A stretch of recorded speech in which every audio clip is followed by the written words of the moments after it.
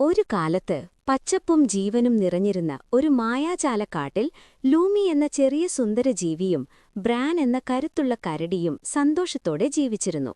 ഒരു ദിവസം കാട് നിശബ്ദമാവുകയും മരങ്ങൾ ഉണങ്ങുകയും പക്ഷികളുടെ പാട്ട് ഇല്ലാതാവുകയും ചെയ്തു. അപ്പോൾ കാട് തന്നെയാണ് സഹായം തേടി വിളിക്കുന്നുവെന്നൊരു ശബ്ദം ലൂമിയുടെ ഹൃദയത്തിൽ മുഴങ്ങിയത്. കാരണമറിയാൻ ഇരുവരും ഒരുമിച്ച് ഒരു സാഹസിക യാത്രയ്ക്ക് പുറപ്പെട്ടു. മഴയും ഇരുട്ടും സംശയങ്ങളും നേരിട്ടിട്ടും അവർ പിന്തിരിയില്ല.